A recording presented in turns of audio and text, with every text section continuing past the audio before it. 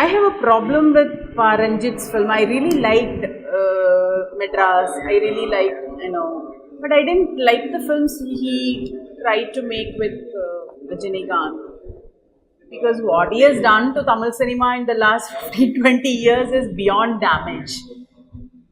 And when you commercialize Dalit politics with a hero vehicle like Rajinikanth and claim it's a political movie, I have a huge problem with that. Because how the film is made, how the tickets were spent, and how it reaches, and whatever you try to do through a hero vehicle like Rajinikanth, and that too who is openly right wing and who has all plans to start a party, or who keeps talking about a separate political party, and you can't take Rajinikanth to all the slums and replace Ambedkar with Rajinikanth. That's quite dangerous. And I don't mind Ranjit making mainstream films. I don't claim them as political films. He can make super duper hits with Rajinikanth and whatever. But if you claim that you're doing a political film with Rajinikanth, then it is dangerous. Recently, when Ranjit was talking about uniting all Dalit political movements, and when he was giving anti-Periyar statements, he was criticizing Periyar. Thirumavalavan from VCK, political leader who is now, known as a leader of all Dalit communities, he openly gave an interview that Ranjit is doing a BJP propaganda. Ranjit is in the hands of BJP. That's what he openly gave an interview. Because that is quite dangerous. And there is already, the phenomenon is so scary that across the country, all the slums, they are saffronizing. They're saffronizing Ambedkar. They're saffronizing, Dalit slums. They're actually having all these programs to draw Dalit youth into the, most in Tamil Nadu, we could see now BJP flags in all the slums. So it's a very dangerous pattern. And if you want to divide the secular forces, like how Ranjit says, he doesn't want Marx, he doesn't want Periyar. He says Ambedkar is the father of the nation. He just wants to isolate all the, and from all the secular forces, even the Dravidian movement. You might have a lot of criticisms on Dravidian movement, but without the Dravidian movement, this mobility of non-Brahmins that will include Dalits wouldn't have happened. If there is a Thirumavalavan in Tamil Nadu as a Dalit leader, it wouldn't have been happened without the Dravidian movement's contribution. Later what happened with Dravidian movement is different. But you cannot erase contributions of all these political parties historically, like Periyar movement and Marxist movement, and you have problems all the movements, and you want to keep it, it's more of it is actually working against the very own Dalit emancipation. You want to voice for Dalit emancipation, but what you voice is working against what you want to do. And it's not like you make a commercial film with one, superstar and you are entitled to say anything in this world. So, again, why I see it as a dangerous pattern, because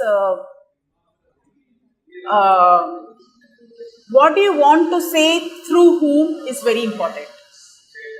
The same kala, the same whatever, what you wanted to say, you could have done with, a mainstream actor, or who has identified as, BJP person, and who makes bizarre political statements, who comes across as one without any common sense, and you're reinstating that now Rajini being a superstar in Tamil Nadu, he becomes a special superstar of Dalit youths. And it's very, I mean, this is how the politics work in Tamil Nadu, and you know very well that. And you do this, and you know, direct to mainstream films, and you claim that you do Dalit narratives in mainstream space using all these, hero vehicles.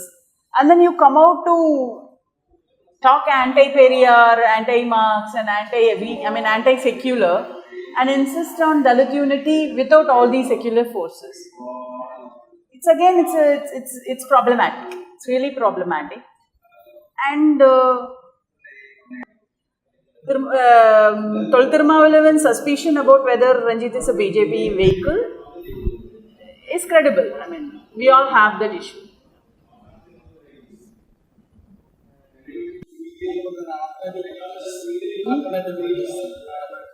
Alternative politics.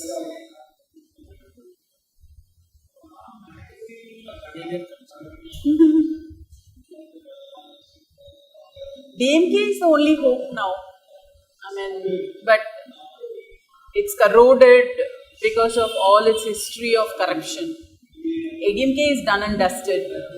ADMK, I mean, it's because of this fascist leader Jayalalitha, who has never had any says, other leaders. They never groomed, like in Kerala, you groom the second level leaders. They don't groom second level leaders because they will have the supremacy. So, in that sense, they had second level leaders, but everyone is from his family. So, the ADMK, it's gone. I mean, according to me, it's gone. It's quite a vacuum in today's Tamil Nadu political space. But I think now all the secular forces are, because our enemy is big. So they are coming together to beat the enemy out. You cannot because it's a proxy rule what they are doing. They have completely bought out ADMK. BJP is doing a proxy rule. So now we might have differences, but we will have to stay united and beat the monster out. So that is a task ahead in the coming elections. But then later we will fight within each other. But we will have to keep them in check. And then we will have to stay united. That's why when Ranjit says all the Dalit parties have to come out and contest alone, and we should not be with Dravidian movements. Without Dravidian movements, you wouldn't have come here so far. I am very critical of Dravidian movements. I've been very vocal on it, but I cannot endorse Ranjit's views. I see it as a very dangerous pattern.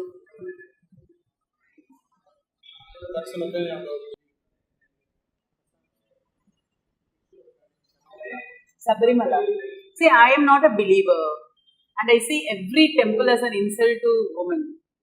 And I think religion is the root cause of all the misery that women are facing today.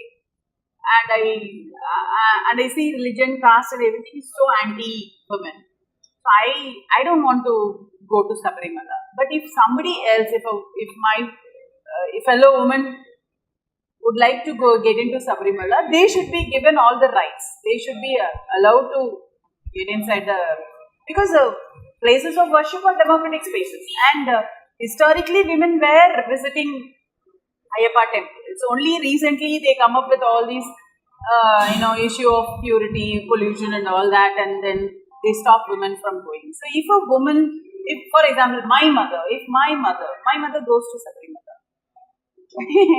So, she goes because she has passed menopause. So she goes there. She is a big believer of Ayyappa. But if my mother in 30s, if she would have wish to go there, then there should be a way to, and you have a bloody Supreme Court judgment, and it's a constitutional right. And if somebody stops you from executing your constitutional right, it is a role of a state, it is a role of everyone to safeguard that right. And I did, and I really appreciate what Pinarayi Vijayan did, because I don't see anybody else other than Vijayan in this entire national politics with such backbones. Seriously.